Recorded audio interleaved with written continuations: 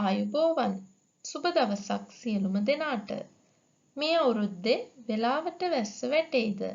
නැත්නම් නියගයක් එයිද? වී බඩ ඉරිඟු එළවලු වැනි වගාවන්ට මොනවා වෙයිද? පොල් තේ වැනි බහුවාර්ෂික භෝග සඳහා මොන වගේ බලපෑමක් වෙයිද? මෙවැනි ප්‍රශ්නද ගොවියන්ට විතරක් නොව අපි හැමෝටම තිබෙන ප්‍රශ්න බවට පත් වෙලා. ඉතින් මේ කාලගුණික වෙනස්කම් පිටුපස්ස නිතර අසන්නට ලැබෙන නමක් තමයි එල් නිනෝ කියලා කියන්නේ. එල් නිනෝ කියන්නේ ඇත්තටම මොකක්ද? එය ඇති වෙන්නේ කොහොමද? ඒ ශ්‍රී ලංකාවේ වැසි රටාව, උෂ්ණත්වය සහ කෘෂිකර්මාන්තය වෙනස් කරන්නේ කෙසේද? 2026 වසර තුල අපට අපේක්ෂා කළ හැකි තත්ත්වයන් මොනවාද? ඒවට මුහුණ දීමට අප විසින් අද සිටම ගත යුතු පියවර මොනවාද? අද වීඩියෝවේ මේ සියල්ල සරලව සහ පැහැදිලිව විමසා බලමු. එල් නිනෝ යනු පැසිෆික් සාගරයේ මධ්‍යම සහ නැගෙනහිර ප්‍රදේශවල මුහුදු ජලයේ උෂ්ණත්වය සාමාන්‍ය අගයට වඩා ඉහළ යාම නිසා ඇතිවන ස්වභාවික දේශගුණික සංසිද්ධියකි.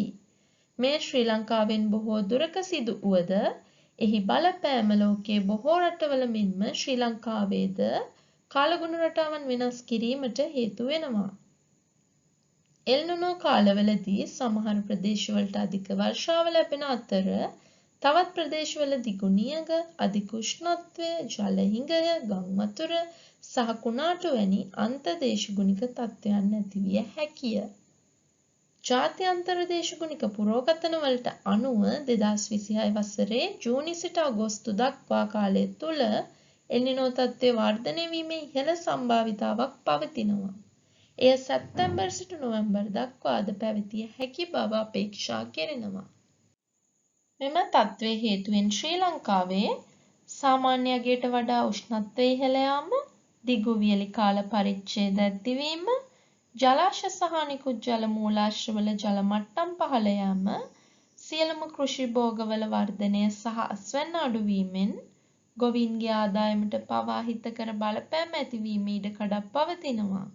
එසේම වසර අවසානයේ ඊසාන දිග මෝසම් වැසි සමග උතුරු නැගෙනහිර, උතුරු මැද සහ වයඹ පළාත්වල ඇතැම් ප්‍රදේශවල අධික වර්ෂාව සහ ගං වතුර තත්ත්වයන්ද ඇතිවීම ඉඩකඩක් පවතිනවා. එබැවින් නියගයට පමණක් නොව අධික වර්ෂාව සහ ගං වතුර වැනි තත්ත්වයන්ටද මුහුණ දිය හැකි අයුරින් සූදානම් වීම ඉතාමත් වැදගත්. එල් නිනෝ වැනි දේශගුණික සංසිද්ධි අපට වළක්වා ගත නොහැක. නමුත් නිසි සැලසුම් සහ තිරසර කෘෂිකාර්මික පිළිවෙත් අනුගමනය කිරීමෙන් ඒ වගේ අහිතකර බලපෑම් සැලකිය යුතු ලෙස අවම කර ගැනීමට පුළුවන්.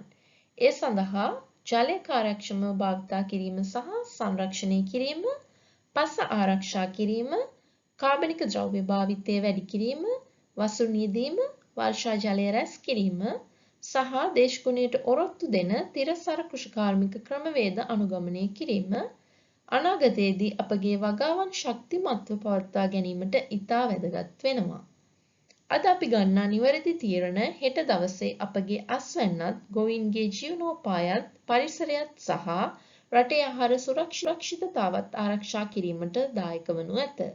එබැවින් ජලය සුරකිමු, පස රැකගනිමු, ස්වභාවික සම්පත් ආරක්ෂා කරමු, තිරසර කෘෂිකර්මාන්තයක් සඳහා එක්ව ක්‍රියා කරමු.